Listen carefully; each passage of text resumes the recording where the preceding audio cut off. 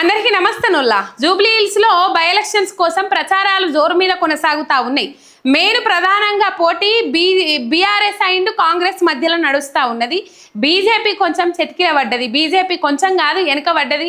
అన్ని సర్వేలు తీసినప్పటికి కూడా 2023లో వచ్చిన ఓటు శాతం, ఓటు బ్యాంకు కూడా ఈ బై ఎలక్షన్లలో బీజేపీ సాధించుకోలేకపోయింది. అన్ని సర్వేలలో ఇదే ముచ్చట వస్తూ ఉన్నది. కోల్పోయింది, మైనస్లలో పడిపోయింది బీజేపీ పార్టీ జూబ్లీ హిల్స్లో. ఒక జూబ్లీ హిల్స్లోనే కాదు, రాష్ట్ర వ్యాప్తంగా బీజేపీ పార్టీ వెనుకబడ్డది వాస్తవం, వెనుకబడ్డ ముచ్చట వాస్తవం. అందరూ వాళ్ళ బీజేపీ నాయకులే మాట్లాడుకుంటా ఉన్నారు, ఇంకా వేరేటోళ్ళు మాట్లాడాల్సిన అవసరం లేదు. ఎప్పుడైతే రామచంద్రరావుకు బీజేపీ అధ్యక్ష పదవి పార్టీ పగ్గాలు అప్పచెప్పినరో అప్పటి నుంచి ఇక మాట్లాడితే ఆయన ఒక్కలే మాట్లాడాలి, లేకపోతే ఇంకెవ్వరు మాట్లాడారు. అప్పుడప్పుడుగా ఈటెల రాజేందర్, ఏలేటి మహేశ్వర్ రెడ్డి, లేకపోతే కొంతమంది బీజేపీ నాయకులు మాట్లాడేటోళ్ళు. అయితే బీజేపీ బహిరంగ సభను అడ్డుకోవాలని చూస్తూ ఉన్నారు పోలీసు వాళ్ళు అని చెప్పేసి, ఏదో సింపతి కోసం డ్రామా ఆడాలని చూసిండ్రు, కానీ అది మొత్తం అవాస్తవం అని చెప్పేసి తేట తెల్లం అయిపోయింది. సరే, ఆ ముచ్చట పక్కకు పెడితే బీజేపీ జూబ్లీ హిల్స్లో వెనుకబడ్డది, వల్ల చాలా వెనుకబడ్డది. ఇది బీజేపీకి చాలా మైనస్.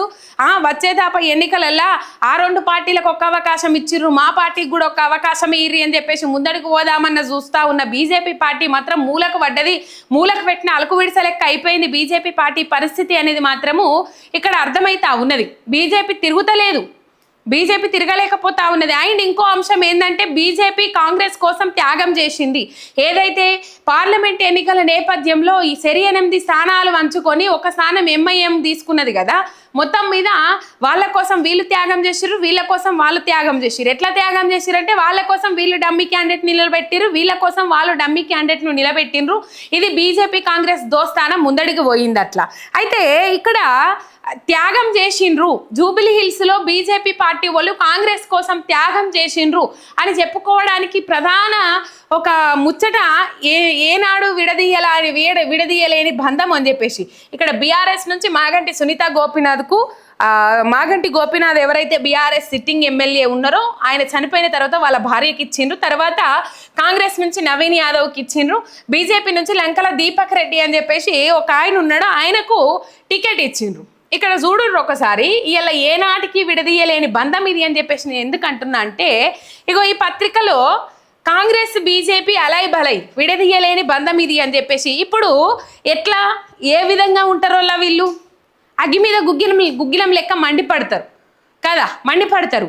అంటే ఇప్పుడు దగ్గరగా అయితే నిజంగానే జనాలు వీళ్ళకు సంబంధం ఉన్నది, వీళ్ళు ఒకటయ్యారు అని చెప్పేసి అనుకుంటారు అని చెప్పేసి, ఒకవేళ వాళ్ళకి కలవాలని అనుకున్న సాటుగా కలుసుకుంటారు, కానీ దగ్గరగా మాత్రం కలుసుకోరు. కానీ జూబ్లీ హిల్స్ బై ఎలక్షన్ ప్రచారంలో భాగంగా ఇగో BJP candidate, Congress candidate Naveen Yadav and Lankala Deepak Reddy ఇద్దరు ఎదురుబడి అలాయ్ భలాయ్ అంటే ఒకరికొకరు హక్ చేసుకున్నారంటే మీరు అర్థం చేసుకోండి, Congress party BJP party Jubilee హిల్స్లో కుమ్మక్కైని అని చెప్పేసి. రైట్, మొత్తం మీద ఇగో రాష్ట్ర కాంగ్రెస్కు బీజేపీ రక్షణ కవచం అంటూ బీఆర్ఎస్ ముఖ్య నేతలు చెప్తున్న దానికి ఈ ఫోటోలు నిదర్శనంగా నిలబడ్డాయి. దేశంలో కాంగ్రెస్ పార్టీకి బీజేపీ పార్టీకి పచ్చగడ్డేస్తే బగ్గుమనింత శత్రుత్వం ఉన్నప్పటికీ కూడా రాష్ట్రంలో కాంగ్రెస్ బీజేపీ చెట్టాపట్టాలు వేసుకొని తిరగడం వెనుక ఆంతర్యం ఏమిటి అని చెప్పేసి అందరూ ముక్కు మీద వేలేసుకోవాల్సిన పరిస్థితి ఏర్పడ్డది.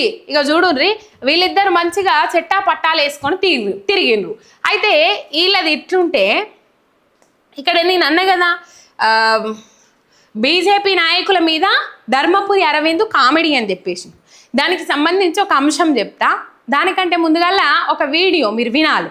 ఈ పక్కకు రామచంద్రరావు ఉన్నాడు, బీజేపీ రాష్ట్ర అధ్యక్షుడు, ధర్మపురి అరవింద్, వీళ్ళందరూ కూర్చున్న తర్వాత ధర్మపురి అరవింద్ ఏం మాట్లాడారో ఒకసారి వినుండ్రి మీరు. ఇందూరుకెళ్ళి డైరెక్ట్ జూబ్లీ హిల్స్ పోయింది. ఇంకా మేము గ్రామస్తులము, గ్రామాలంటే ప్రేమ. జూబ్లీ హిల్స్ అంటే సంపన్నుల ఏరియా, అది అక్కడ నాయకులు ఉన్నారు, మా సీనియర్ నాయకులు ఉన్నారు, ఆడ మా ఎంపీ ఉన్నాడు, మా మంత్రి ఉన్నారు, వాళ్ళు చూస్తున్నారు. గోపీనాథ్ గారు ఎన్నడూ చనిపోయినరు, ఏ నెలలో చనిపోయినరు, దాదాపు 6 నెలలు వస్తున్నాయి అంతే కదా.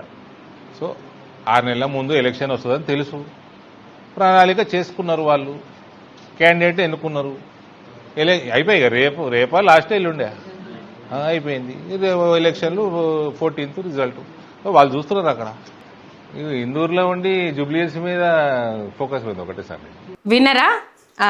గది మాగంటి గోపీనాథ్ గారు చనిపోయి 6 నెలల పొద్దైతుంది. ఈ 6 నెలల పొద్దు నుంచి ప్రణాళిక సిద్ధం చేసుకున్నారు. ఎవరు? బీఆర్ఎస్ అండ్ కాంగ్రెస్ పార్టీలు. బీఆర్ఎస్ కొంచెం ముందుగా ప్రణాళిక సిద్ధం చేసుకొని వ్యూహాత్మకంగా ముందడికి పోతా ఉన్నది, ప్రచారంలో కూడా అట్లా దూసుకొని పోతా ఉన్నది. ఎందుకు కాంగ్రెస్ పార్టీ ఒక ప్రణాళిక లేదు, ఒక రచన లేదు, ఒక వ్యూహాత్మకంగా ముందడికి పోతలేదు. అధికారంలో ఉన్న పార్టీ అయినప్పటికీ కూడా కనీసము కొంచెం శ్రద్ధ వహించిన పాపాన పోతలేదు అని చెప్పేసి వాళ్ళ కాంగ్రెస్ పార్టీ నాయకులే ఒంటరిగా ఉన్నప్పుడు మిగతా కాంగ్రెస్ పార్టీ నాయకులతో మాట్లాడుతున్న ముచ్చట్లయితే బయటకు వస్తూ ఉన్నాయి.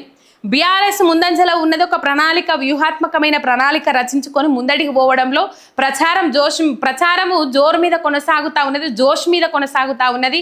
అండ్ కాంగ్రెస్ అట్లట్లా కొనసాగుతూ ఉన్నది. బీజేపీది మొత్తమే లేదు. మొన్న జోరుగా ప్రచారం కొనసాగుతూ ఉన్నది బీజేపీది అని చెప్పేసి మాట్లాడినప్పుడు పాపం అక్కడ బీజేపీ అధ్యక్షుడు రామచంద్రరావును ఇంకొక ఎవరో 2-3 కూర్చొని ఒక హోటల్ దగ్గర టిఫిన్ చేస్తూ ఉన్నారు. బాగా జోరుగా సాగుతూ ఉన్నదన్న నేపథ్యంలో ఏం జోరైతే అక్కడ కనబడతలేదు. కానీ మొత్తం మీద ధర్మపురి అరవిందే వాళ్ళ మీద కామెడీ చేస్తుండంటే 6 నెలలు అయింది. అందరు ప్రణాళికలు సిద్ధం చేసుకుండ్రు. ఇక మా వాళ్ళు ఉన్నారు, ఏమిటికి ఏ ప్రణాళిక లేదో, మన్ను లేదో, మశానం లేదని చెప్పేసి రాష్ట్ర అధ్యక్షులు రామచంద్రరావు ఉన్నప్పుడే మాటలు మాట్లాడిర్రంటే బీజేపీ ఎంత కామెడీ అయిపోయిందో మీరు అర్థం చేసుకోలేదు. బీజేపీ ఎంపీ బీజేపీ మీద కొన్ని వ్యాఖ్యలు చేసిరంటే మీరు అర్థం చేసుకోరు బీజేపీ పరిస్థితి ఏడదాకా దిగజారిపోయిందో అనేది. రైట్, ఇది ధర్మపురి అరవింద్ బీజేపీ నాయకుల మీద చేసిన కామెడీ. ఒక సబ్స్క్రైబ్ చేసుకొని సపోర్ట్ చేయండి. మీ ఎంఆర్ మీడియా తెలంగాణ ఛానల్.